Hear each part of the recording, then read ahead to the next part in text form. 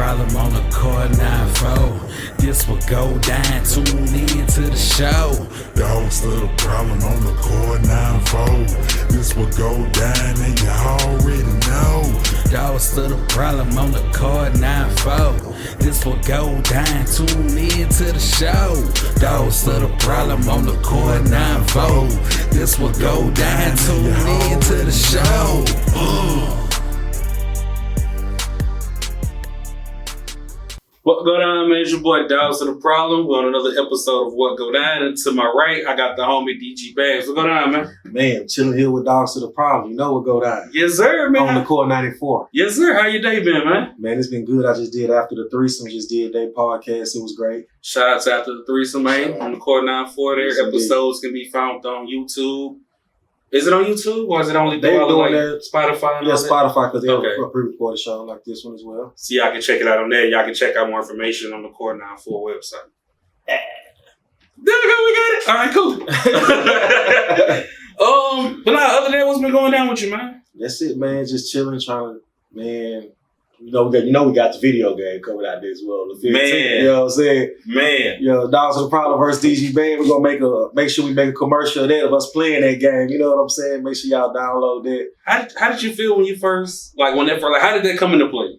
Well, What you get on the game? Well, 2017 is when I first met Hitman. And he was at the studio. We was working out this deal. We was trying to get a deal with Sony 550 for like $3 million. Yeah. So we was trying to get a label deal.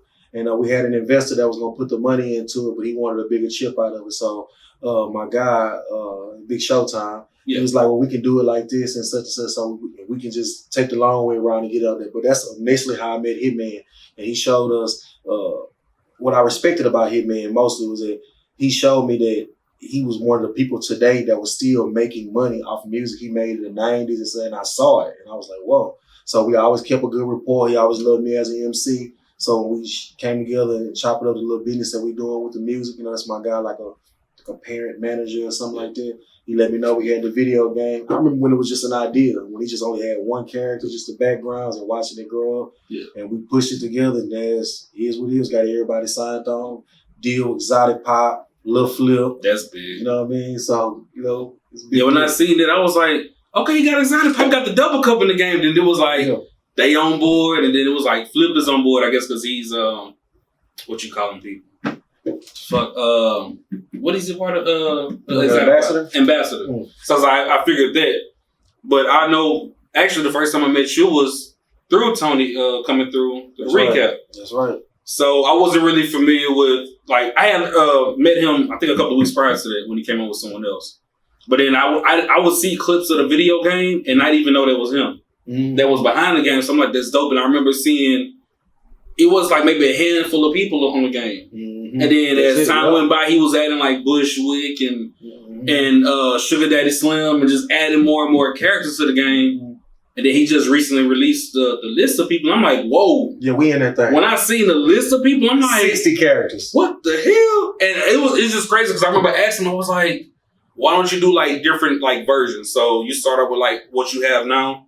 Then you do like a sequel, like kind of like how Def Jam Vendetta did, where they had different storylines. Well, I don't know if I'm at liberty to say something, but all those are in play. You know. Well, I know he did mention Atlanta was next. Well, that was a plan before people started coming to us. So. Okay, well we're gonna say it. Yeah, we're gonna say. You know what I'm saying? So I don't want too much getting out. Yeah. But if you want the exclusive on Dogsta, I couldn't give it if he wants it. You know.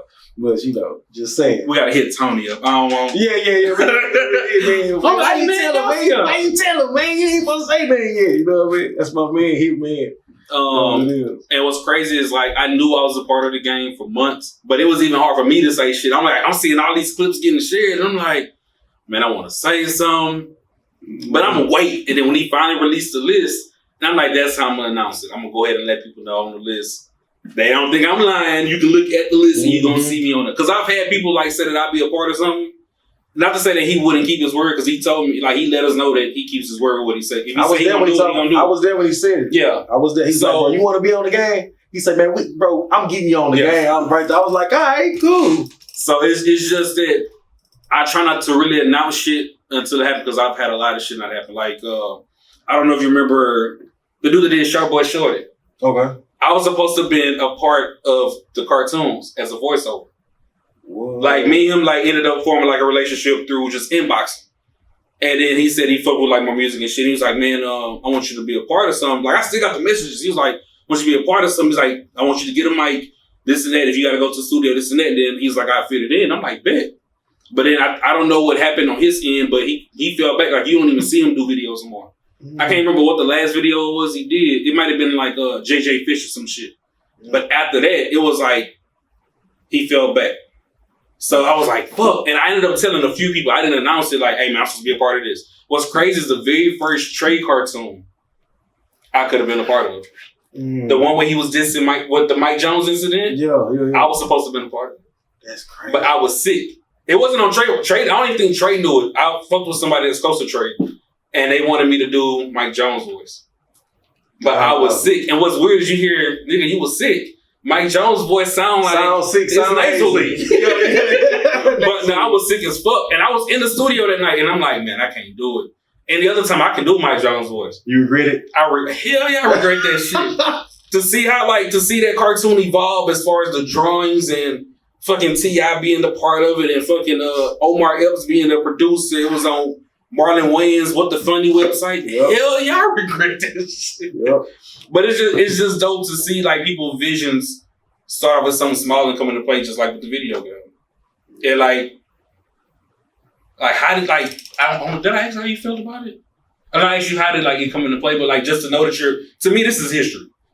For the city, definitely history. But it's like this is dope to have a video game representing Houston it's artists. Big than that. It's big for hip hop. It's big for music. It's big for black people. It's big for the culture. It's just I know this because I know where it's finna go after this. You know what I'm saying? So it's like really huge. Like you know what I'm saying? It's a big effing deal. Yeah. Like you know what I'm saying? He did that. He got everybody from DJ Screw to SPM to GT Guard. Like he didn't let no stone go unturned. I love it. Like it's just.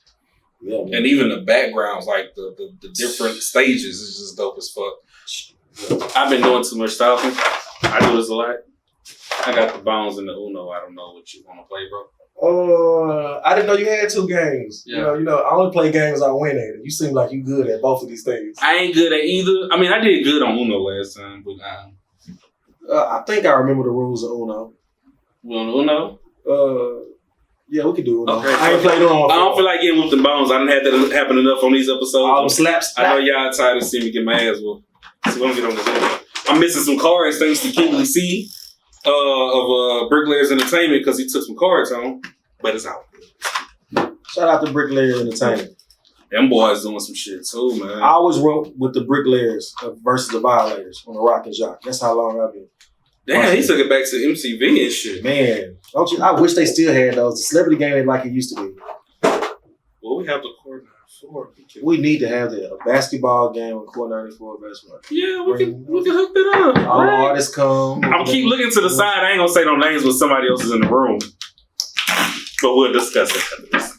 Ain't that right? Yeah. He's smiling too. Could be a shoot. Could be. No, that'd be dope for the call, man. Yeah. She keep looking at me like, why you keep doing that shit? Okay, we can go ahead and get this started. So musically, what you got going on? You know, I've been doing I do a lot of freestyles on my show on the recap. So I try to keep that up and keep that in perspective. I'm also starting to work on my album Stiff with the Gift. Okay. How far are you into that? I already got like 4 or 5 songs that's already pre-recorded. I pick any color I want, right? I don't know how that works. Because you shouldn't be drawing before, right? Right. I don't think you can use it first. Can you use the draw first? You gotta use it. You gotta flip it again? See, I'm glad shit in the room because I don't fucking remember. Yellow, there we go. Okay. So Stiff with the Gift. What made you come up with that title? I'm a fan of words that rhyme. And stiff with the gift, like you gotta just be. I feel like I'm very gifted, and I feel like I wasn't being stiffed on it. Okay. Stiff with the gift. So how far are you into it? You said you already started. I got like 4 or 5 songs, and I want them to be like hit related. Like I want them to be hit records, but I don't want them to sound like everything else. So I got like, of course, Mama Mia, which is already out right now. Which the animation is already out. Get that on all platforms. The slow and drip version also. But I'm going to put that on there. I got another song called Toxic that only a few people are familiar with. Faint. You're Not On My Road. Rex Radio produced that one. He did the hook and the verse. He thinks it's his song, but I don't record music for free, so I put my verse on that song because they had the idea that it was my song also. So wait, hold on. So all right, so you linking up with Rex, was it like he wanted you to be featured on it, or just y'all collab together? Well, it was like this. He was like, "Won't you come to the studio?" And even though this is recorded, but I am the spin master. I will tell you, we can do songs and stuff like that, and I will spin you. I'm not going to the studio with you, but I do want to work with Rex because I fuck with Rex, you know what I'm saying, musically or whatever. But he made sure, like, he drove, hey, I'm outside, I feel, hey, won't you come back to the studio? Drove me way over there, such, whatever, you know. But he did already send me the beat prior, and so I was already cooking to it. Okay. Yeah, so that weekend or whatever. So, but he think that was already done, but it was already done that day. He sent it to me.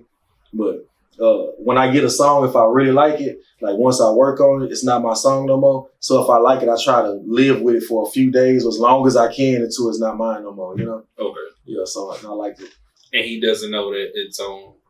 Well, I haven't put it on there yet like that. But you know, we always had this back and forth thing about that song. Okay, gotcha. So it's like a little funny thing. So I was like, yeah, you know, I played Sent You Not on my run thing. Like, but you know, that's my song, though. I'm like, but you know, I recorded it for free, though. Like, I blessed your game. Yeah. Like, you know what I'm saying? I got you. Okay, so you about 4 or 5 deep into it. You have a set date that you want it out? I don't, but I do know I also have another thing I'm working on, too. Like, I want to do a best of the recap type of thing that I did all year. So like all the freestyles that I had into that, but really lay them down on the real thing and re-put that out also like with the video and try to submit that as a project too. So all the freestyles, all the people we had on there or whatever, you know. Yeah. But I go to the studio and lay it down for real. Okay. So yeah, a lot of ghostwriting, or it's not ghostwriting for right, you know. So I wrote a lot of songs for Billy Cook new album that he coming out with. Damn. So, yeah, good friend. Awesome. I love Billy Cook. So how did that, I mean, is it just because y'all had a relationship, he reached out to you, like what you do, and he wanted you to write for him? Or? I think I've known Billy for some years, but I didn't know if he remembered me. Because like in 2009, 2010, I was doing shows downtown when I used to known as a dude that used to rap with the guitar. Yeah. So then I had a band, so I was doing like this, so it was a lot of people want to mess with me, but they didn't know how to market me. So they didn't know to call it rock and rap or alternative hip hop. So I learned like at the time, like white people didn't really like rap and niggas didn't like rock and roll. So I'm doing rock and roll beats and rapping at the same time, you know? Okay. But there was certain people that saw that was like, bro, this is amazing. And Billy Cook was one of those people. Okay, cool. Yeah. That's what's up. Sorry, it's your turn. Oh, shit. Yeah. Shit. That's cool. If I can't match, I got to pull, huh? Yeah. Yeah, I suck. And I keep pulling, or it's your turn? You keep pulling until you can play, right? That's normally how I play it. Okay. Okay. There we go. So, okay, that's cool. So then you go again because I have to pull too. Okay, but if I don't, but as long as I have the number that match, correct? Yeah, yeah. Okay. Oh. Hold on, can you double on the It's color and number, right? Like if it's a draw too? I think it's color and number. I think it's just color and number. I don't think you can stack that, but I don't know. Well, I still draw up, so I ain't tripping. That's cool. I got something for you. Oh, you can't say don't say your big draw fold. It's cool. It's cool. Oh, you gotta play again because you made me draw. So I want to go ahead and get into the first segment if you don't mind. Oh, bro. Now that we spoke about briefly about Mamma Mia. I'm sorry. Yeah, Mamma Mia, right? Mamma Mia. Yeah. Is that the video you want to do for? I'm sorry. We're gonna go into the countdown, which is a play on a countdown video show where number one video for the week, and DG Bags is gonna let us know what video he wants y'all to see. Mm-hmm. Well, my single Mamma Mia is out. I have the animated version of the video, and you can check that out. Shout out to @Twin Network. They made it, got the characters done for me, and everything I'm saying in the song you should see visually. And this is the first time we're gonna have an animated video on Bucko Down. So we're gonna get into this little break from the interview, and then we'll get right back to it.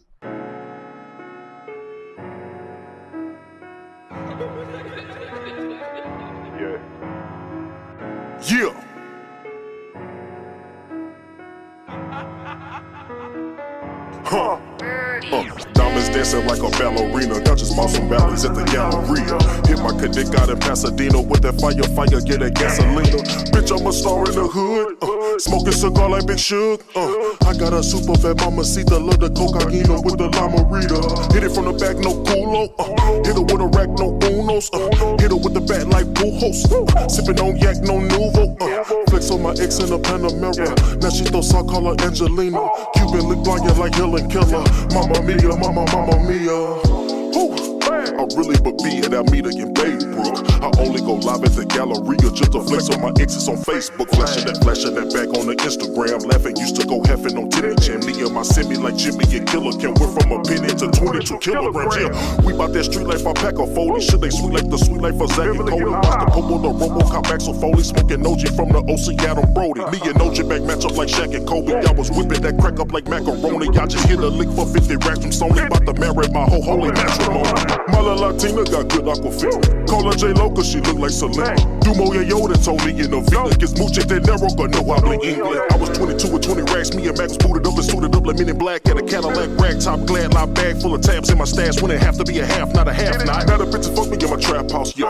Then I let her suck it till I pass out. Then I had a gal, but she left when I was ass out. Now she sending pictures with her titties and her ass out, yeah. Should've stuck around, now I'm on like a light switch. If he caught his own with his own of that white bitch. She got that water like Corpus Christi. Only gorgeous bitches riding Porsche with me. Now my diamonds dancing like a ballerina. I just bought some ballads at the Galleria. Hit my connect out in Pasadena with that fire, get that gasolina. Bitch, I'm a star in the hood. Smoking cigar like Big Suge. I got a super bad mamacita, love the cocaine with the Lamarita. Hit it from the back, no culo. Hit her with a rack, no uno. Hit her with the bat like Pujos. Sipping on yak, no Nuvo. Flex on my ex in a Panamera. Now she throw salt, call her Angelina. Cuban lip blind like Helen Keller. Mamma mia, mamma mia. Alright, we back, man. I hope y'all enjoyed that video, man. Make sure that you like, share, subscribe to the homie channel. Check out more content. I'm pretty sure there's more videos on the way. Yes, indeed. Alright, if you don't mind me, sis, we just went into this video. Like, can you kind of tell us about Mamma Mia? Like, what made you want to go that direction with this song? Man, when I heard the beat, I'm going to be honest with you.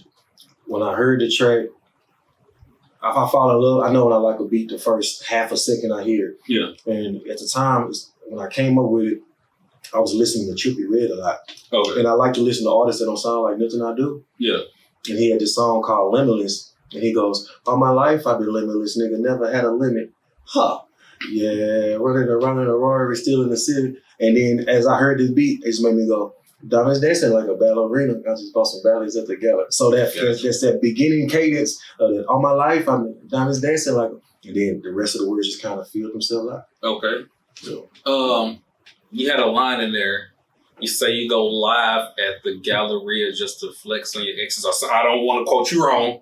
I only go live at the Galleria just to flex on my exes on Facebook. So you really did that to your exes, man? Yes, you got to do that. You got to, because you know your exes, they tend to be on Facebook because that's more personal. Yeah. Instagram is more the new ones or who you think you're trying, but Facebook is like, Facebook girls on Facebook, they still call me Damien.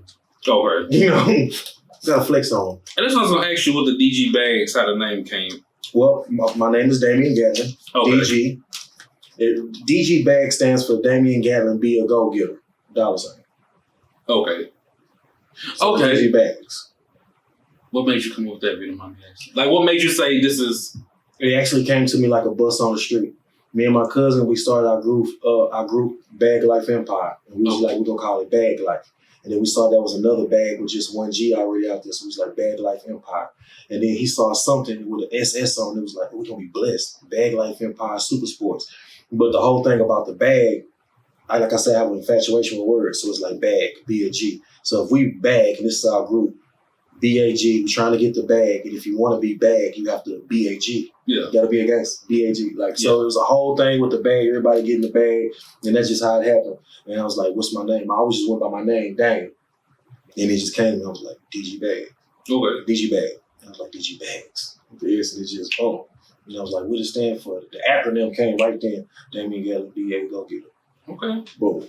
Gotcha. Now, how long have you been doing music? Man, I've been doing, I say professionally, as far as rapping, I say since like 2017. I started playing. Yeah, I started playing the guitar for like different churches and bands and stuff like that, like 2014, 15.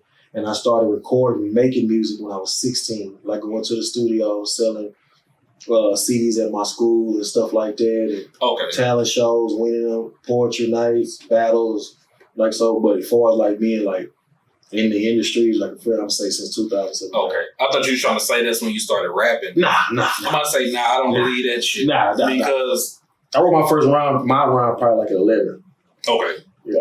So has it always been like the fast pace? Because like I like your deliverance. Mm-hmm. So has that deliverance always been there, or was it different? It never happened to me before I started in like 2017. I didn't even know I was capable of doing it. Okay. So I was writing like, so my whole thing is like a punchline type of. My father's from New York, so I came up on this. So I remember I used to say my rhymes to my brother, and my brother Chaz was like, shout out to him because he helped me out. He was like, you still doing that camera type flow shit?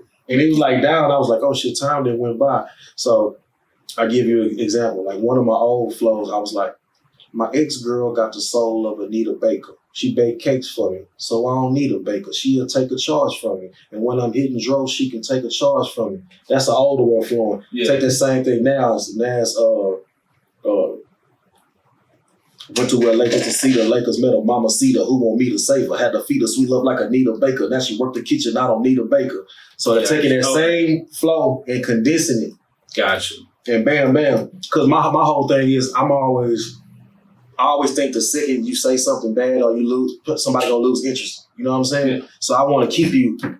Gotcha. While you still saying, oh, he just said this, I'm already saying another one. And then I got that from Eminem though. He just overloading. Now the secret is, Dogsta, how to do that and not come off as some MC or rappy type dude. Like how to jam and still get your point across. So that's where the chop came off from. So like let's say like the Migo, like we fucked the real up, we jumped the Versace. You can still do that, but if I'm boring it, call me to show them that she took your bitch start watching before she get hit. All that I threw on my wrist, they could pick it Versace like hold up, I'm lit. I'm not catering. I can't do that. I'm on my slow flow shit. I try that fast shit from time to time. It's me. Yeah. Mm-hmm. But see, like I like shit like that. And that's like I said, I can't do that shit for shit. But then it's like you be posting like dope freestyles. For sure. Like you said the recap, then you said you want to go back and do like a compilation of that. With the challenges I did also. Okay. Yeah. And it's like your flow is dope as fuck. And I think that stood out the other night. I seen that you went to the Broadcast Houston. Oh, the Cypher. Cypher joint. Shout out Broadcast Houston. And that was shout out to Broadcast Houston. That was dope as fuck. And like even in the comments, I want to say I seen the comment where somebody was like, I think they told him it was like, ain't nobody spit like that. Oh yeah. At the Cypher, like how does that make you feel to see like people catching on? I think even somebody else was like, man, what's homie IG? Yeah, like to see like that response. Cause sometimes you have a lot of artists that put they all into it, but they feel like they're not getting it back. Mm-hmm. Or like nobody's looking. But to like get that kind of, and I'm pretty sure it's not the first time that you've gotten. I'm pretty sure you get it all the time. Like even when we did the June 27th. The June 27th joint. That hit. That was the first time. And a lot of people, there was? Yeah, like that kind of, because I wasn't on Instagram. I only been on Instagram like a year, literally. Okay. Like a month ago was a year today. Yeah. So, but I was on Facebook. That's all I knew. But Instagram, I was like, man, I can't get nobody to. But that June 27th freestyle. They did it? Yeah, because you put it out first. Yeah. You wasn't even done editing. And it was just... It was just a clip of me. I'm like, wait, why is everybody sharing this? I'm going to put up the actual video. But a lot of people was like reposting that clip of me going from Adobe Premiere. I'm like, that's just me showing y'all what he did, but I'm going to show y'all the actual clip with the good quality. Yep. But I seen people run with it. Yep, and then that was then it did something. Then it got another life when June 27th came. So I reposted like, man, shout out June. And it gained a whole nother legs. It was like, oh shit. So I was like, That was a dope episode too, because that was the day, my first day up there. That's when I met Nella and everything. Yeah. And I know that was y'all last episode together. And I met Damo, who was fucking awesome too. Yeah. You know what I'm saying? And I ain't gonna lie, like that night, because we didn't know what he was doing. Like, we knew he was coming. Mm-hmm. Then he was like, yeah, I got some people pulling up. And we're like, okay, cool. I think we had like a super packed fucking room. Yeah, we did. He called me there. Was people hanging outside the room too? He called me there. He called Big Showtime now. Yeah. I think official P Love came in there. He came. Love. Fire was supposed to came, but she wouldn't make it. Yeah. Billy Cook was supposed to come, and he didn't make it. So OG Meg, my cousin, came to have a Bag Life Empire, and he came up there with the rest of the KMT, and they was like outside the door. Yeah. And we was out there, so it was heavy enough. It was deep. And then he was like, man, I got some people I want y'all to hear. Mm-hmm. So like, you kind of threw me out because I didn't know what to expect. Like we had different people come on the show, and some of them would rap and some of them wouldn't. Like how am I trying to word it? We didn't know what to expect, but then like I said, some people wouldn't rap, some would, so we kind of knew where they were going. Mm-hmm. But like you would talk, that's the same night. So I walked outside to go get. Oh Lord, I was there. If you look at that footage, you see me go in my chair like this. Not when I looked around to see the people who stationed as well, like, hey, well, I'm like, okay, I guess it's okay. Look, I go outside, he like, hey, such and such outside. I need you to go let him in. I think that's when I let B-Love in. Platinum B-Love in. I come back, they like, man, we thought you was dead or something. I'm like, huh? They like, and I'm trying to talk, and I'm not catching on. I'm like, cause y'all someone said, man, I ain't missed something. They like, man, we thought you was dead. And I'm like, oh no, wait, what y'all talking about? Man, we heard a loud boom out there, and we didn't know what it was. And I'm like, damn, y'all was gonna leave me out there like nobody's gonna come check on me. That wasn't shit. I was cool about it. It was until I went home to edit the fucking footage, and I'm watching y'all, and I hear the boom, and y'all like, uh-oh, I hope he alright. And then y'all went right back to the when she said, I hope he alright, and she in front of her, we like, oh, I guess that's just I know what's up. What? Bro came back, man, I'm like, man, it's 2 dudes in the day. Ain't nobody gonna come check on me to make sure nigga ain't kill me nothing. He was going to meet you now. This is before I got with the station, so now I know that the danger of I'll be right back and we gonna open this door at this time of night and no telling what's I didn't know then, you know. We had crazy people that like just came in that building and shit, waiting for people to open up the door for. Yeah, that was the old station. We have to let you know that we have it's upgraded. A lot safer now. Yeah, we have upgraded. But like I said, it was when I got home, and not that same night, but days later when I edited the footage to put on YouTube. And I'm like, wait a minute. These niggas really got back to the interview. And I kept rewinding. I said, you know what, fuck this. You salted it. I recorded that shit and I put it on Instagram like, these niggas was really gonna leave me for dead. I'm like, what the hell going on? But it's cool. I ain't know, Dogsta. It was cool, man. I laughed at it, and I even made fun of it. I was like, man, I survived the quarter 9 for it. I made some fake shirts and shit. But not like that night. Like I said, I didn't know what to expect myself. And then when Gabo put on that damn June 27th, he was I was like, I'm behind the camera like, oh shit, we got somebody like this in this bitch. Oh, really? Okay, yeah. I stayed behind the camera the whole time. Like I'm like, yeah, I gotta make sure I get this shit. And then other people ended up freestyling this shit, but that was dope. And then you ended up joining the family by getting on the recap with Netta. Mm-hmm. How has that been for you? I mean, is that the first like show you've been a part of, like as far as internet radio? Yeah, as far as internet radio, but I've done like little talk show stuff, and I done stand up and stand up. Yeah, wait a minute. So you're a comedian too? Yeah.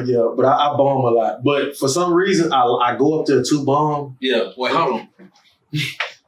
How you go up there to bomb though? I ain't never heard nobody say that. Yeah, it's like, you know, I used to like Andy Kaufman. Okay. So, you know, he's not really, I'm not up there to make you laugh. Yeah. But I'm up there to make you think. To make a laugh. Okay. But you might be the joke and not me.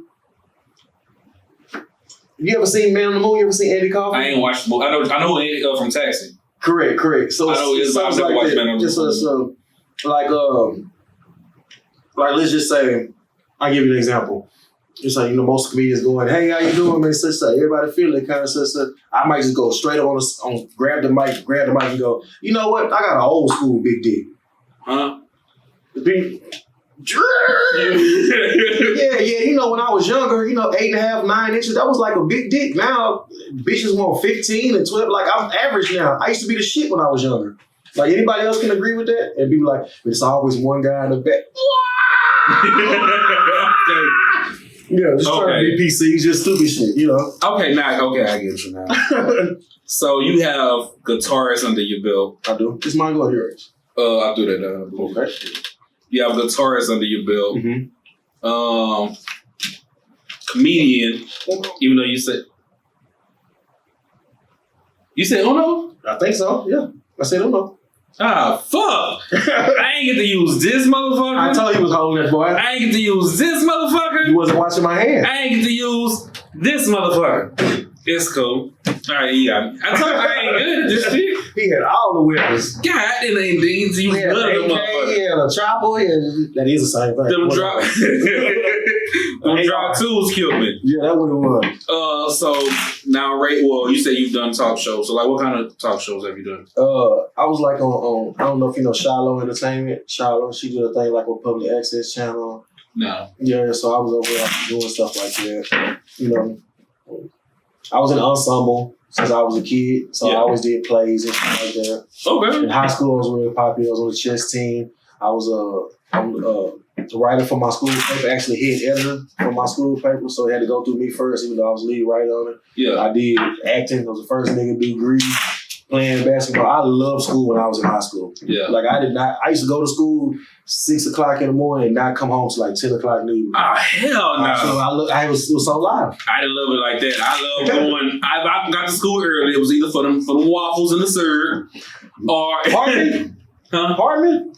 I went to Hartman. I went to Hartman. What the hell? When you came out? I only went my 6th grade year, and then 7th grade I went to Stevenson, and then 8th grade I went to Thomas. Wait a minute. I went to a different school every year in middle school. Hold on. What year you graduated though? I think I'm a grade ahead of you. Oh, 03? Yeah. But I came out 04. But when you was at Hartman, I had to do an extra year because I went to CEP. But when you was at Hartman, I was already left to Stevenson. I was probably in the 6th grade when you was in the 5th. So Stevenson, what year was you actually at Stevenson? 97, 98. So that would have been your 6th grade. 7th grade. I mean 7th grade. Okay. 96, 97, that's 6th grade. Yeah. Okay. I'm asking my wife if she know you. Yeah. No, I went to Stevenson. I met your wife at your party. What's her name? Tina. That's all I'm gonna say on the camera. I tell you have the camera over there. Gotcha. But I know a couple people went to Stevenson. Yeah, I went to Stevenson. I went to Lewis too. So, and I graduated from Chavez. So everybody that pretty much went to Stevenson, I went to elementary and high school with. Hey, I'm gonna mention one place. You went to Hartman around that area. You know what food place I'm about to mention? Slacks. Slacks. Hey, man, the wings. Nah, see, the thing I knew about, I never went. I was that nigga that smell a bag and be like, oh, you got some slacks? Let me go ahead and get some of the wings. It was always, you know when a nigga had some slacks, either their bag was dripping grease through their backpack because it was going through the damn paper bag, or you smelled that shit. You smell that slacks. Everybody was on the slacks, either that or Dairy Maid. Dairy Maid, yeah, that's on the other side. You got that Dairy Maid. Man. You saw with your change, you just go to the JB stuff. Man, I miss them Hartman days, but you only went your 6th grade year though. Yeah, but I stayed in JB's before that, right across the street, so we stayed over in Overbrook. So, but I tell people all the time, I went to CP, I went to Albert Thomas and Dead End, I went to Frosted Middle School, I went to South Houston High School, Mount Carmel. The hardest school I ever went to was Hartman. Hartman was a gladiator school. God damn. Damn.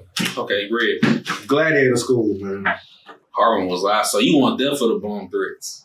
No, but I was there versus 600 and 100 and the Black versus Mexican Day. Man, and all that crazy shit. Boy. That shit used to be so crazy. That's probably the first time I seen a nigga get hit with some brass knuckles. Yeah, bro, they called me locksmith up there when I got to Hartman. I was 10 years old. My birthday September 4th. Okay. So I'm 10 first, then I turned 11. So I'm always the youngest either in the school or in the grade. Yeah. I mean, the shit that was going over there, I started getting, because we use lockers then. Yeah. You had your locker for your gym. You had this like, man, I started putting them lockers on my hand like that. I ain't finna play with you. Y'all making fun of me too, talking about free lunch and all that shit. Yeah. Fuck that. What's crazy? I got 60 cents every day for fries. I'm just all off. Man, what's crazy? Man, my mom used to give me $2 and I would go to the snack table and all I ate was like Oreos and fucking Warheads. Cause they sold them Warheads and we did Warhead challenges. We ain't even on music right now. But man, that shit just taking me back. You said that shit. Mm-hmm. Like I used to get a bag of Warheads for I think $0.25. Boom. 4 bags for $1. We all there just one whole bag of fucking Warheads and I'm out seeing who can handle the fucking sourness for the longest. Dumb shit. We were gambling at Hartman. there was like 3 gambling games. For one, niggas was shooting dice in the bathroom and shit like that. If you wasn't in the magnet building, Yeah.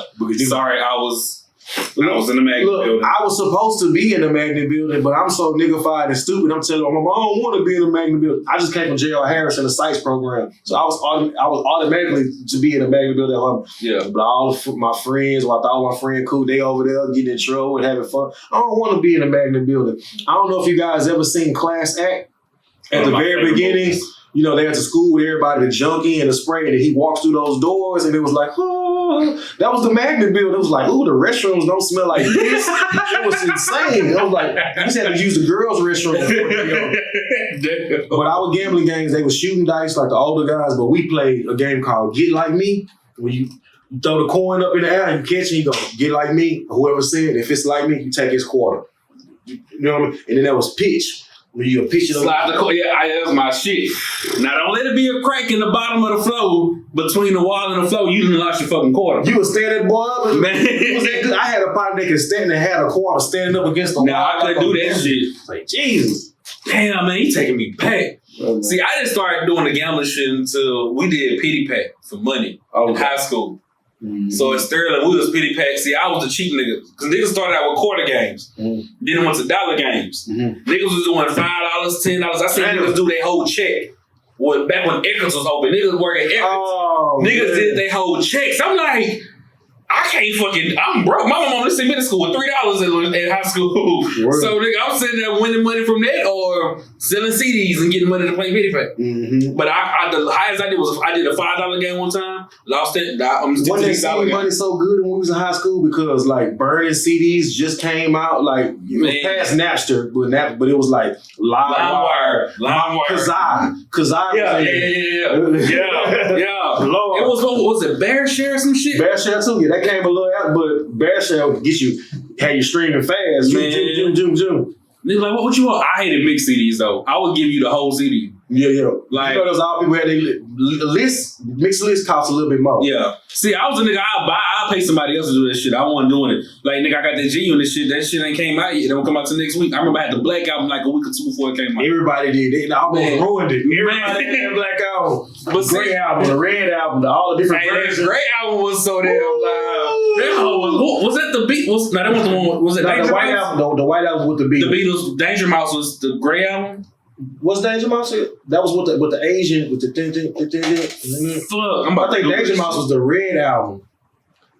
Danger Mouse, Black Album. Shout out to Danger Mouse too. I love Danger Mouse. That was the first time I ever found out about one of the dopest albums ever is MF Doom and Danger Mouse. If you ever heard that, he want good lyrics, he want dope beats and something original. Say.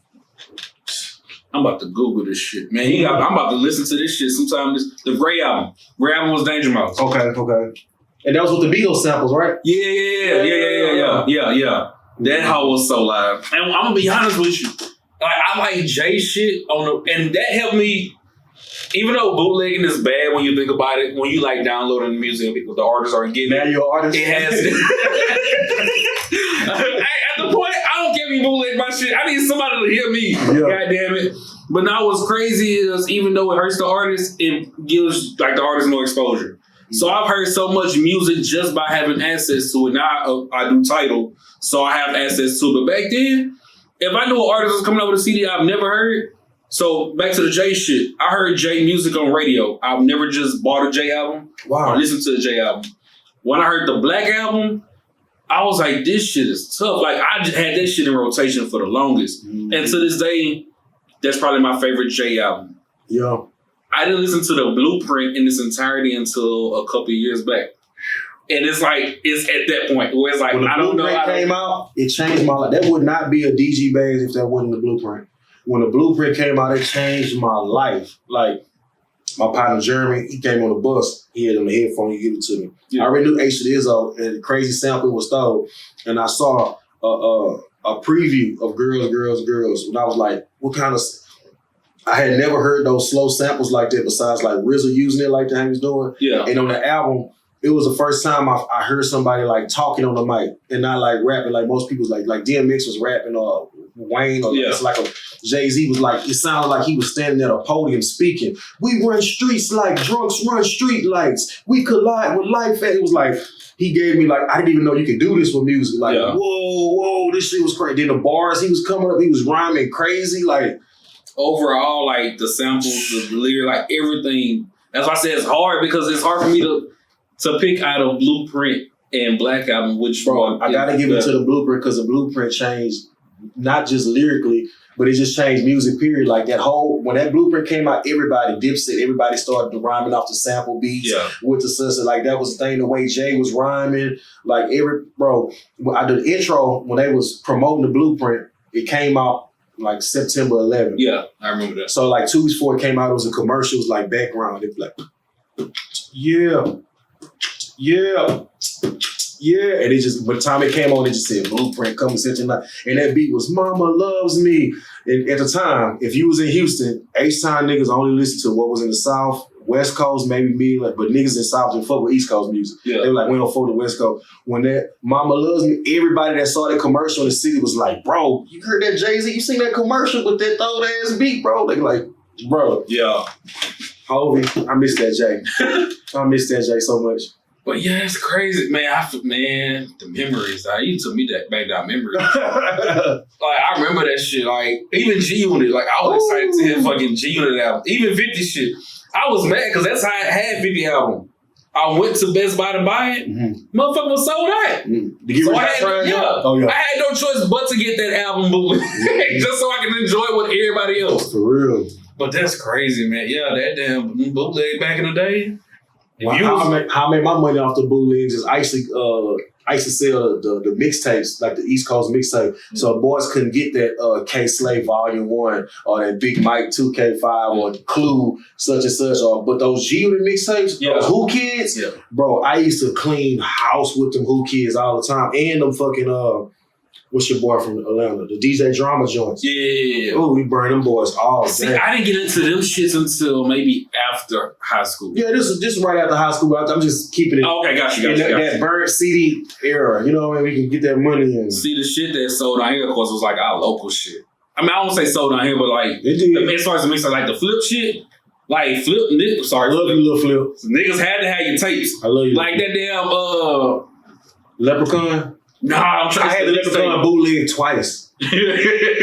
Twice. I've had the real fucking You Gotta Feel Me twice. What? And I had the Slow and Try version after that. So I bought You Gotta Feel Me 3 times. Man, I bought the Leprechaun bootleg. I got it again bootleg. But only one flip album that I bought twice was the HSC, the flip album, the first joint. Man, I used to love Flip to death, man. There wouldn't be no DJ bands I love Flip. That was shout out to Flip, man. The Super Bowl tape, that's what I was thinking of. Oh, when he got with Cameron. That hoe was so hard.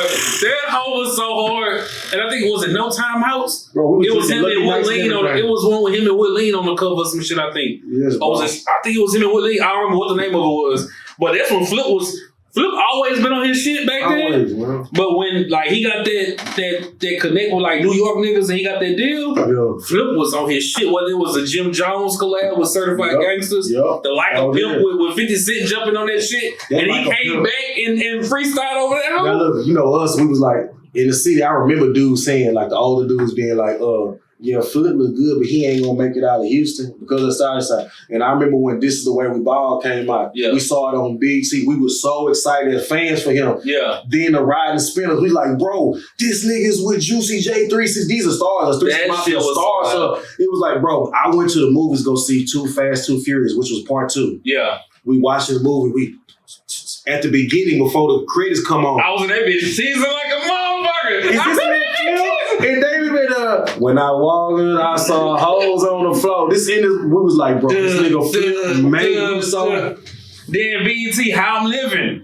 Oh, he's saying we got Dumbo. He's saying if you got the little strip, that's Dumbo or some shit. I'm like, this nigga Flip the fucking man. Man, Flip did his thing. That nigga was on the soundtrack to the Too Fast and Furious. I bought it for that reason. And fucking Def Jam Vendetta 2. Now, anybody knows me knows I'm a huge Dipset fan. Like I actually love Cameron's my nigga. When that Bone Crusher, Never Scared. Never Scared. That nigga said, said I'm not from Houston, but You can call me Lil Flip because I say, oh my God, that's it. That's it.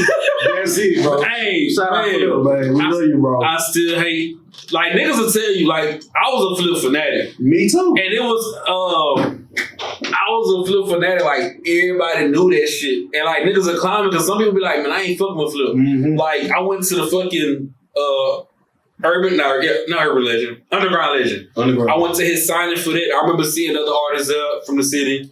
I think that's like the first time I ever seen Go Dine. Then You Gotta Feel Me came out. And I pulled up to that motherfucker. And that was like the first time, that ain't the first time, I'm about to say it's the first time I saw Road. But I saw Road prior to that at church. Mm-hmm. But that's the first time I actually like seen like Lil Ron. And I remember Lil Ron being there. Shout out Lil Ron. Just saying about it. He just did our show. Hey, when I seen it, I was like, yo, this fucking Lil Ron. Yeah. I ain't seen Lil Ron in a minute. Like I seen he did y'all interview, and then he did Backstreet's Code. Yep. And I was like, yo, Lil Ron coming back. Like I didn't know what nice happened. He's sharp. Like he better than he ever was. Yeah. Like we did the baby freestyle. It was nice. He played his music like they shout out Lil Ron. That was. I remember commenting on y'all shit. I was like, man, and it wasn't like to be mean. It was just like when I see like a lot of different artists I haven't seen it. I used to fuck with Lil Ron shit. Like when he was that him on Lil Red Home with the Astros? Home with the Best Young Red. Mm-hmm. Yeah, that's a Red. And then he backed out Like to Be Me. Damn, I'm trying to remember his verse. You don't know what I've been through, but like Lil Ron was tough back then. And to hear him on the Sucker Free tapes, but it was just dope to see that. What was I getting? I remember my partner chopped it up and was like, hey man, you think you can like get us, me Flip? He was like, man, right now I'm trying to get things back right with Flip. He just, because at that time, that's when they had the Sucker Free split. I remember. And then he was so he was like, letting us know that Flip was just not coming back around Flip. But I think that was dope that y'all had running on y'all show. So far since you've been doing radio, like who has been like your favorite guest that you had? Lil Ron was a great guest. I love having Strick James, the boxing champion. Yeah. I love having him on there. Nick Martin was a great guest, the pitcher. Yeah. He was a great guest. What else? I don't want to forget nobody because we never had like an awful show. Yeah. So all the guests like pretty much be dope. Well, I guess like one that you went home and you was like, man, I couldn't believe like we did like that interview just happened. Raquel Miller. Okay. The female boxing champion. Gotcha. Yeah. Okay. That was pretty. I was pretty stoked about that one. But let me tell you about that one because that week was a tough week for me. For the week prior, we had just came back from Mississippi with the court thing that we was doing out there. My grandfather had passed that week. So I had got Raquel booked on the show, also had Nick Martin booked on the show, and Strick James came through. So my grandfather's funeral was that day. So if you look at that interview or you look at when I did the freestyle to the Cardi B beat or whatever, you see that I was stressed up. I just had the heart thing right there. So that was a tough week for me, and it was still a great show. You know what I'm saying? So I proved a lot to myself that week, and I knew that I was ready for whatever could come. You know what I'm saying? Yeah. So far, because this is what, maybe 6 months? Damn, has it been that long? Let's say April. I want to say April, right? Yeah. When you started April, May, June, July, August, September, October. So about 6-7 months. What has, I don't know, try this.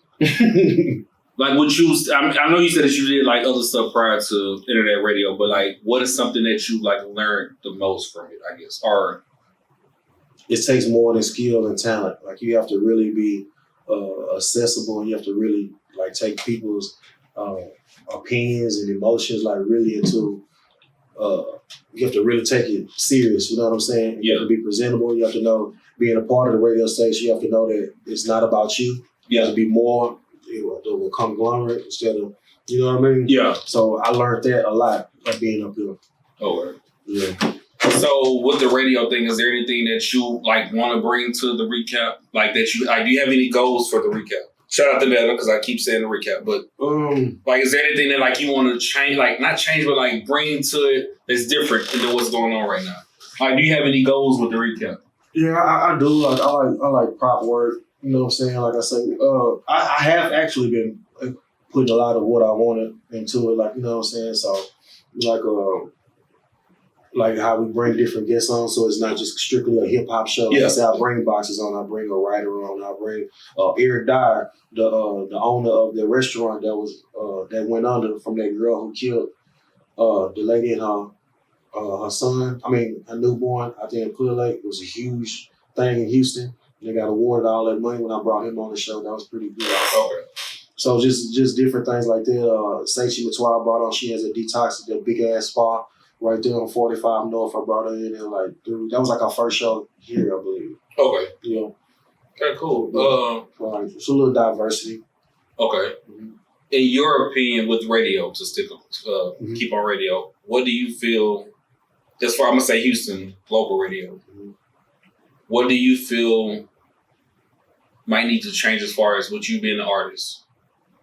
What do you think might need to happen that'll benefit you, I guess, in a way? Do you feel like there's anything that radio is lacking to where doesn't benefit the artists in the city? Because we have a lot of artists in the city. We do have a lot of artists. I don't know. I just know like maybe like just details of like how to build a show up or a radio show up. Yeah. So for one, I would think you need more marquee guests instead of and I know everybody wants to put everybody on, and you want to put up and coming artists on and shit like that, whatever. But you also have your brand. Like, why would they come to your thing if nobody's substance they think is coming? You know what I'm saying? So if you work on more quality than quantity, I think that'll take radio to a whole nother level, and that'll make people upgrade when they come. Because ain't nothing like having some artists come to your show and they not really all the way in artist mode. They kind of just want the reaping the benefits of saying I'm a rapper or I am doing this or I'm doing a show, but you're like an open mic thing. When you come into the radio show, you don't got no flyers or you don't have this side. You just kind of going with the like, no, we need real artists, real people dealing with real things. Yeah. Like, you don't have to be a celebrity, but just serious about your craft. We start pulling them in and stop, everything being about money, etc. I think it'll really take off. Okay. Now I'm gonna flip it to the artists because you just made a good point as far as artists needing to be serious and needing to have certain things. What do you feel? Because to me, I have a different opinion, or I feel it's taken the wrong way when people say that artists aren't serious. So I see like DJs that kind of bash artists, be like, y'all niggas ain't serious, this and that.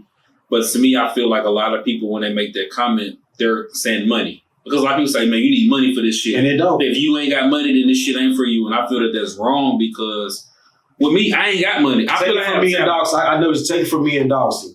When you don't have money, you become self-efficient. Yeah. I can do my own editing. Yeah. Or I can do this. That don't mean I'm not serious because I ain't paying you. Exactly. And I think that's what can take it wrong. So that's what I was going to ask you. When you say artist, like, what do you feel makes the artist serious? You can tell when he's serious. Like me. Like, this it's all or nothing. Or he show up on time. It can be something as simple as that. You know what I'm saying? Or having the etiquette or like just, I sit here or something, or studio, man, you mind if I leave a poster? Or is there any way I can such and such? Like just being, always posting, always, just being serious about it. You can tell who's, kind of clout chasing. I hate to use that new word, but people understand what I'm saying. But like some people just like to be seen as a rapper or saying it like, and that giving the game a black eye. So now I notice when I tell people or they hear, they be like, oh, that's DG Bags, he a rapper. I don't get that. Oh, you a rapper? I get that. Another rapper. Another one, like, oh, of course he's a rapper. Who isn't a rapper? Until I spit or something like, I don't know. This is still like, but to even have that stigma first after get past, you know what I'm saying? Yeah. Giving the game a black eye. Because I feel like I've always been serious. Now I think it's more so with me, it was knowledgeable. So I might feel I know something, but until I experience it myself or I can read up on things, and then I feel it's more of a knowledge thing to where I know several people that rap their ass off that's good, that want to make shit happen, but because they don't have the resources and they don't have the knowledge, they won't get looked at as a serious artist. Yep. And I think it's more so as educating the artists, especially in the city, man. Like I said, we have so many of them. And a lot of people might feel like, man, you just need somebody to back you up with money. You might need a street nigga to have somebody. It'll get us there because the content is there. It's basically like somebody give you your car a jump, but it's up to you to keep the car. Yeah. You know what I'm saying? Yeah, of course, I got the gas. I can keep it running. Yeah. You know what I'm saying? I'm good, but that jump start, that first ball, that first push is like. And sometimes that's all a lot of us ever need is that push. Yep. But some people don't And I mean, everybody had their own platform. Everybody have their own reasons for why they do what they do. They don't have to help the next person out, but I think when they critique it so much, then it's like, what the hell are you doing to help that artist? So I just touch upon that. I know what you mean. Exactly. I want to get into the next segment of the show, which is the breakdown. So I'm gonna go ahead. Eventually, I'm gonna stop explaining the segment because hopefully y'all are watching it enough. But the breakdown is kind of like you play on Genius.com to where it allows the artist to break down the lyrics. I know I say some dope shit. I know this nigga say a lot of dope shit that go over people's head. So it's just to give the artist it's to allow the artist to give the breakdown of the verse or to give you the backstory on what made the artist write that verse. So do you have a verse that you would like to spit for the people? And a full 16? Yeah. Okay. Let me see. What do I have out right now? Any song that you feel is like your favorite, or a lot of people might just like. I know I have songs where I'm like, nigga slept on the bars that I just said. Yeah. They didn't catch that line high. All right. I say this is my verse for Blue Cheese. I just used that one. I already used a piece of that. First verse of Toxic. I go. Pipe it up like a pipe fitter. I'ma light it up like it's White Widow. Rack it up like Venus Williams, then back it up like Serena Williams. 20 racks on my pinky fingers, stay drinking, act like I'm Pinky, nigga. Young, rich, and flashy like Richard Porter. My bitch is nasty like Pinky, nigga. Round diamond, my top and bottle, my papa bottle, my down partner. Loud got it out of Colorado. Every pound costs about $1,000. Poppy Sancho got your senorita. When I got with your girl, she was in a Kia. I was rocking a fur that offended Peter. When I pop me your perk, I'm a centipede. I'm a Chateau Adida and Jordan Railroad. Buick Regal to a Porsche Carrera. Fell up in Carroll's with level, one left with a yellow and a yellow Camaro. I got the gas like Shell and Valero. You fuck with my bag, I'm popping that metal. They hate when I brag and pull out my bezel. I'm all about cash, Bobby De Niro. Yeah, call me the show, I'm the shit till your bitch start watching before she get hit. Yeah, ball it, I throw on my wrist, take a pick it Versace like hold up, I'm lit. Yeah, all of my niggas gon' Bogart. Deep in the club with more gold and gold. Or different my nigga the Timothy Polar. Pop it up and we continue to go hard, and that's Toxic. Wait, nigga. When do you have time to breathe? I'm waiting for the nigga to say.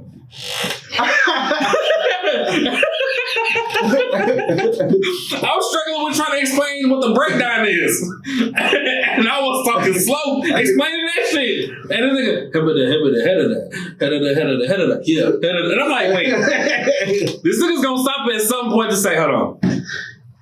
When you perform, like, have you ever stumbled over words? Or, like, is it the same? But what it is I don't want to give up my seat, but what I want to do is I can spit it right here like I'm chilling. Well, when you get on stage, your adrenaline be running, you kind of moving around. So how I timed it in practice and be off. So I find myself drifting on a word, or I might have to leave a word blank here or something. I try to catch it before I get to like a next line, even though I don't need to breathe here. Yeah. But I have a pause here. So I'm going to take the breath anyway. Okay, gotcha. And then go back, Okay. But I would love to have a hype man. That's how Busta Rhymes gets off good and gives those great shows. He don't have to worry about breath control really, because he could, make my people want to, Split Star will get the rest of that line, But see, new Busta ain't doing what you just did. Maybe older Busta, skinnier Busta. But yeah. Slow. Even then, like, Split Star, I mean, Busta ain't really had no breaks back then, did he?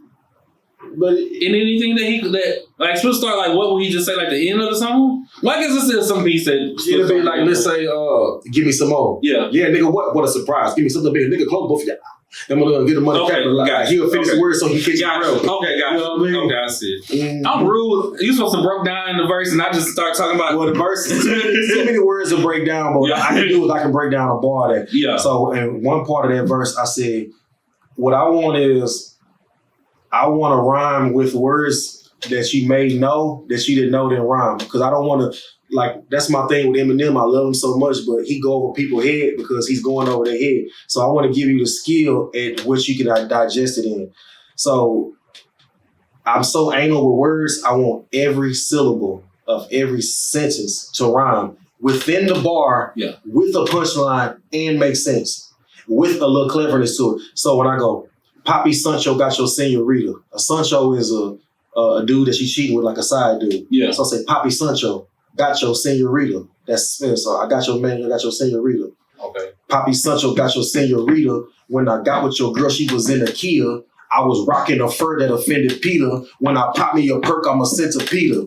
Every syllable of every word I'm saying. Wait a minute. Yeah. So when you got with the girl, she was driving the Kia. She was in the Kia. You was rocking the fur that offended Peter. Mm-hmm. That was dope. Then what was the next line? When I pop me a perk. Centipede. Okay. Okay. Damn. Right. But it doesn't stop there. Okay. I'm a Chateau Adidas and Jordan wearer. Yeah. Went from a Buick Regal to a Porsche Carrera. Then I go, fell up in Carroll's with Laro and left with a yellow Camaro. I fell up in Carrington's with my partner Larry. I fell up in Carroll's with Laro. I hope y'all motherfuckers know what Carroll's is. We should have to break down characters before. And left with a yellow Camaro. I came in with my partner, a black ass nigga named Larry, and I left with a yellow bone in her yellow car. Okay. I got that gas like Shelley Valero. You fuck with my bag, I'm popping that metal. They hate when I brag and pull out my bezel. I'm all about cash. Bobby De Niro. Okay. Robert De Niro, cash, De Niro, Spanish. Keeping those same syllables in the same rhyme form, making sense with punchline. I put a lot of thought into one bar that most dudes put into their whole songs. I do. Yeah. It takes a lot of brain work. And I'm breaking the rules because my dad always told me you're supposed to make everything look easy. Don't never tell people how hard you work. Yeah. But sometimes you gotta tell them. Yeah. Because motherfuckers act like they don't, I don't say they don't recognize it or they don't appreciate it. You're saying it right. There you go. Go on, appreciate it. And it's like, I don't know if it's because the music has been so simplified. Mm-hmm. And that's why I want the breakdown. More so for the lyrical artists that I know that, like, these niggas need to know, like, you didn't just make some shit rhyme. Mm-hmm. You made it rhyme for a reason. Mm-hmm. You know what I'm saying? It's like, I even had it where I'm coming, like, and that was another influence, me just knowing I say some, like, shit that'll go for niggas' heads. And I'm like, y'all didn't catch that shit. Like, y'all don't realize this wasn't just, I mean, it's kind of easy. Mm-hmm. Sometimes it comes easy. Sometimes it's like, I want to say some shit like, what the fuck am I going to say right here that's going, it's like, it's you got to do an edit on the edit, though. See, that's what I do. It's an edit on the edit, so I know this is ill. And then I say it like this, and I have it this, and I was like, is there a better way I can say it? Yeah. Or if I was on a song with this person, he was just like, what was the best way I can say this line? That's how I went back with the Anita Baker line and how I revamped it and made it to a you know what I'm saying? So it's be trying to give it to him, making it edible. That's that point. Like, how can I bar up and be lyrical, but be like this? Because I remember that was my thing. East Coast rappers, they knew how to rhyme and shit, but they didn't know how to jam like some nigga like Kiki and so I wanted both of it. Now the jamming is the most important thing now. People just want to, you know what I'm saying? But I don't want lyricism to die. And that's where I struggle at. And like when Bamboo was on the show, he was like, you have shit, but you need to work on the way you he didn't say it that way, but he basically was just telling me like, you need to work on the way you say it to where people is going to feel it. Because it's like the shit is, and I think I'm just stuck in old ways, like to focus on barring the fuck up to where I'm not even worried about a motherfucker bobbing their head. Mm-hmm. And I think that's my struggle to say, nigga, make it to where niggas is like, ooh. I mean, because I want their reaction. Well, who are you listening to?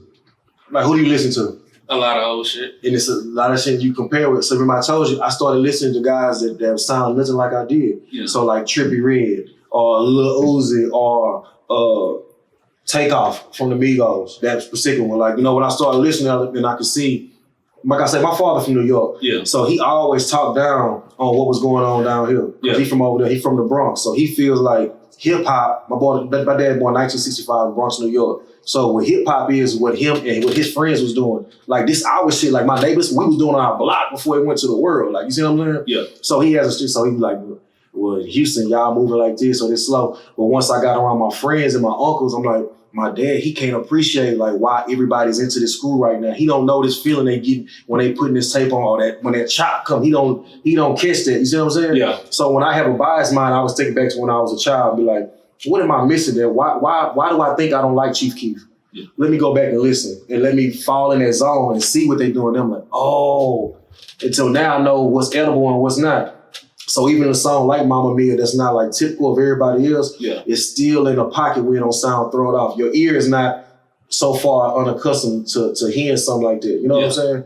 Like if you eat McDonald's every day and your mama try to feed you some good food like some rice and roast and she be like, I don't want that food, but you don't know that it's better for you yet. You know what I'm saying? You're making it edible. But see, my struggle too is, I guess my musical preference is, and this isn't me to just diss a lot of like the artists that you named, I can say.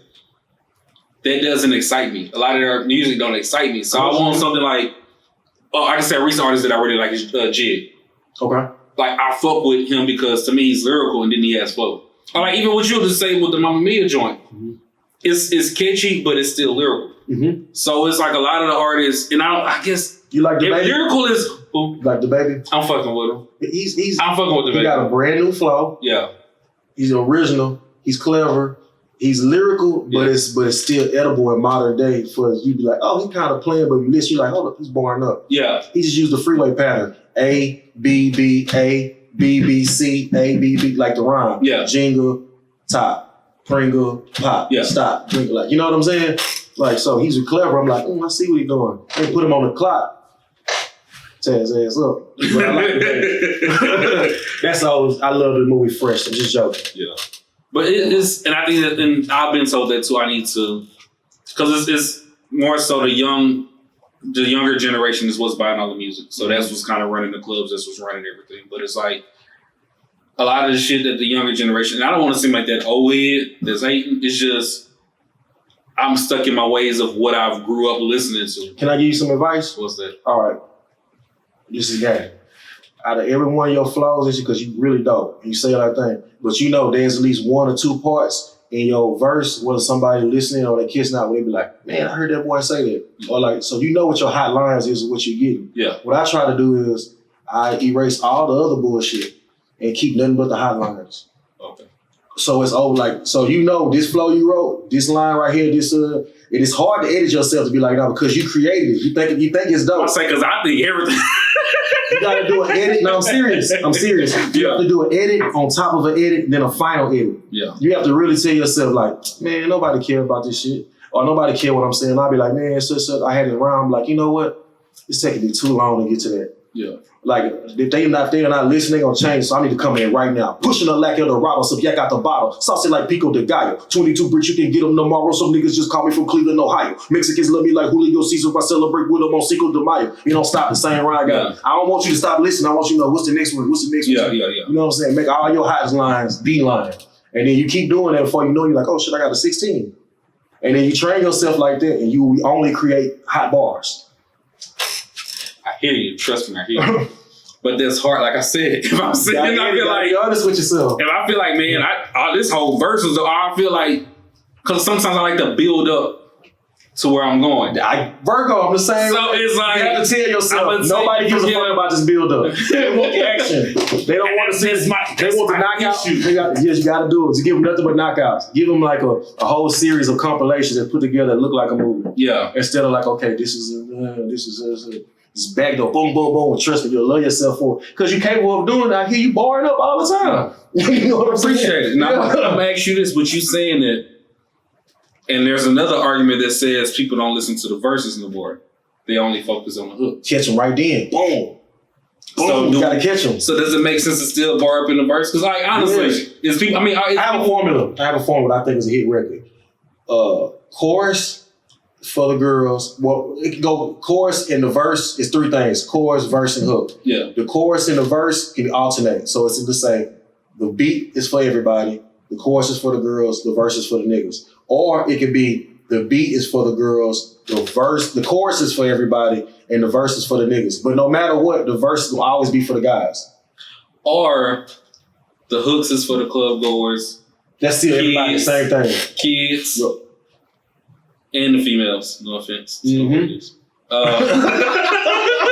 But then you have, I only broke it down like that because you have females that care about lyrics.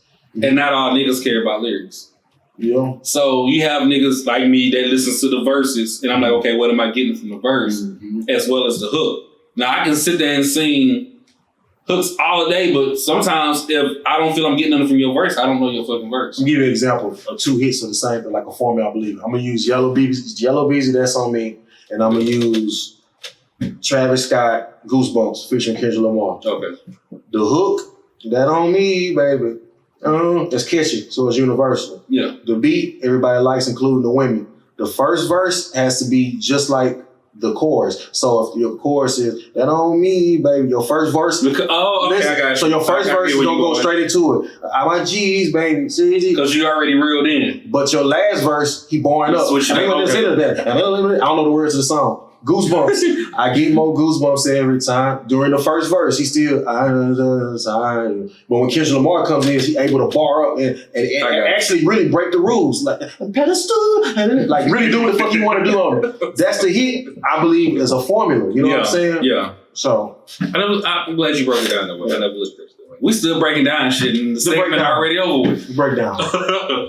Damn, I'm glad you broke it down that way. Now I know the next song I write, my damn first verse needs to sound like I'm giving away too much. She already gave it away. We ain't even been playing. You skipped me. I did. You did. That meant you skipped me. I had two. That wasn't a 0. That's a damn skipper. So it's back on me. Yeah. Oh. Well.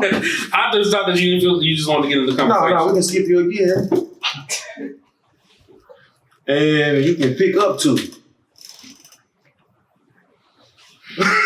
if I wanted to say shit, we could have kept going. He's an honest man, you know. Cool. So, let me see. It's still on you. You made me draw. Oh, Lord. Yeah, you about to fucking win again. Draw 2 more. It's some bullshit. And we gonna. You didn't say no, cool too. I gotta say no. Yep, that's what I said last hand. And I didn't catch it. So your ass won. Okay, well, I'm glad I pulled these 2. Okay. Fuck. That's what I'm doing.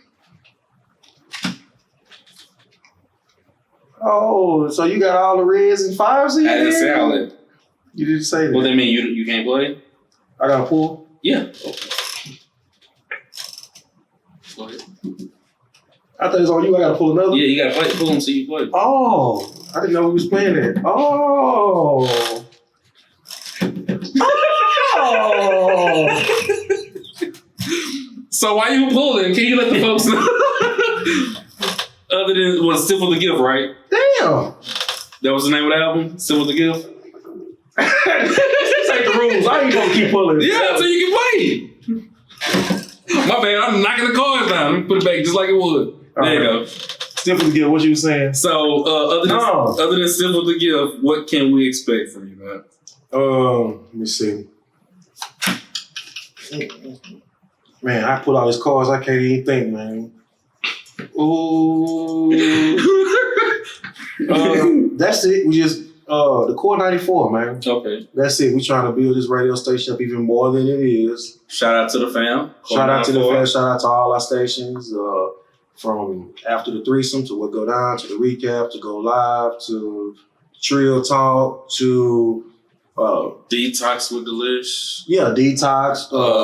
Talk back to me, of course, you know what I'm saying? Unspoken. Yeah. We heavy in the game. And we got a new G-Talk. G-Talk, yeah. G-Talk, He charged me up last time I did a post and I put all the shows. Oh, man. I got the inbox. Now I got a comment. Damn, G-Talk can get no love. G-Talk, y'all getting love. Wake up, Joe. You know, y'all get love. Wake up, y'all get love. You say Trill Talk? I said Trill Talk. Trill Talk. And we have Jokes and Justice. Jokes and Justice? That's his name. Do I need to edit that out? That's his name. That's not the name of the show. The name of the show is something about cutting class. Cutting class with Jokes and Joseph. And Jokes and just lyrically trapped. We got as you can see, we have a lot going on. So we forget you. I'm sorry. But I think we covered it. I think we did. So it should be good. And then you can be next. You can be the next person to have your own show on the court. Much love, great benefits. You get your own promo. You get your merchandise. You get your sticker. You get your filter. You get to be around real niggas. Come to the core for more. Not only did he hit you with the Caucasian voice, he hit you with the hard ER thing. The hard ER. God damn. The hard ER. And the recap. What colors you changing it to? Do I go after I change the colors on you? It's on me because I didn't have to pull. Oh. Why you go like that? Let's go blue. Just tune into the Core 94. 9:30 to 11:30 every Thursday night. All right, or just tune into the Core 94 every day. That too. Great playlists, great music, great shows. Just the place you want to be. Nigger. Yeah. Sorry. Woo. I gotta come back on this. And where else they can find you at? You played the 5? Mm-hmm. Yeah, because I skipped you, so I guess you played that. And where else can they find you? You can find me at DG Bags on IG. You can find me at DG Bags on Facebook. Okay, you're right. Find me on Facebook on DG Bags. You can find me at thecore94.com. You can find me on at thecore94.com. Be on the lookout for H-Town Fight Minis coming November 15th. That's also, you can download it now on any Android or PC on www.htownfightminis.com. If you need any background filters, any stickers, anything to promote your brand, you can also find at It's Brick the Brand. There we go. Well, I'm sorry. She's in the room and she just did that move. She got a GIF, her, whatever you call it, when she does that. And she just did it. I'm sorry. That's why I laughed. Okay. And that's about it. That's it? Okay. I think. But yeah. So, and make sure the Baron Collective, we are at the Baron Collective now. That's our new location. Artists, you can come in, you can collaborate. They have I don't remember what they call it, but it's an area where you can chill out and lounge. They got fucking lounge chairs, tables. You can collaborate with other artists or with business people, whatever you want to do. They have weekly courses going on up here. Just a lot of dope shit. DJ Hollygrove was just here conducting the course. He was. There's a smoking room too. That sells a lot of people. Photographers, walls. There's green walls. There's a smoking room. Again. And there's 9 studios in this motherfucker. Pro Tools 12. So your own engineer. You are your own engineer. They will train. They have a booklet at every desk that tells you how to run that software. If you can read, you can succeed. Hold up. But Magnet building. Hartman, you know what I'm talking about? Slacks in the bag. Man, hold up. We about to get into my favorite part of the show, a lot of people's favorite part of the show, which is to come down, where the artist comes down and they freestyle. You've heard this man spit several times on this episode, so you're gonna get a freestyle from this brother on the official What Go Down beat. You know what I'm talking about? I didn't know that. Make sure. Oh, you didn't know that? I didn't know that. You always prepared every Thursday, so we got you good. Okay, cool. Make sure you follow me at Dogsta _the_ problem. That's DOGSTA _ you should not have spelled the _ you should not have spelled problem. Make sure you follow the Core 94. We gave you that at the Core 94. If you want to submit music, if you want to submit for interview requests, you can hit up the website as well and do all that good stuff. We're about to get into the come down. Chill. Yeah. It's your boy DG Bags, one half of Bag Life Empire. You know what I mean? Represent the Core 94. You can catch me on the recap every Thursday, 9:30 p.m. to 11:30 p.m. But right now, we on What Go Dine with Dogsta The Problem. Yeah, that's how we do it. Freestyle session, represent H-Time. Yeah, in and out like a robbery. We finna get it real fast so I can go home. My child. Yeah. I used to hustle, now I'm pumping music. Struggled, I felt all the lumps and bruises. Always stood like a man, took my licks and whoopings. Never snitched like a bitch, all you niggas pussy. Rappers today, I don't see as opponents. You lie to the people, tell people I'm phony. Dog, you know we can meet up if you want it. I beat you up just like you beat up your woman. I do this rap in my sleep cause I'm hungry. Just like a wolf, you a sheep cause you cloning. 101, I put that on my little homie. I eat you up, boy, you're DB Ferroni. Microphone checking like Jewel Santana. Got robbed with a tick with high tech and a phantom. Street nigga hate when a rapper make it. You a snitch, put your name on an affidavit. All on the gram like a bitch on a period. Pill popping nigga with dip on your cigarette. Call me Big Mike on the mic cause I'm serious. Smoke on you niggas like camels and pyramids. I put a hole in you just like a Cheerio. Face never seen on the scene, Ray Mysterio. Microphone check. 1, 2, 3, here we go. Eat on you nigga. Malto meal cereal. Bustin' like Buster, my flow so imperial. You just a buster like Jody and Baby Boy. Whoop on you nigga like Peanut and Looney Tune. DG go crank on the beat, call me Looney Tune. You put fugazi, your flow ain't original. Yeah. Fuck you with pay me, I spray at your living room. Yeah. Bad.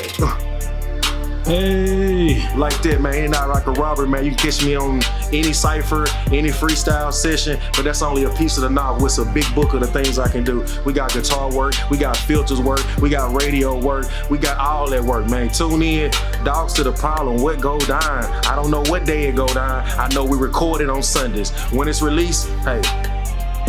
Get your boy. Right. Like that. Hey, DG Bags, hey, it's the bag nigga. Hey, it's going down. It's going down. It's going down. Yeah.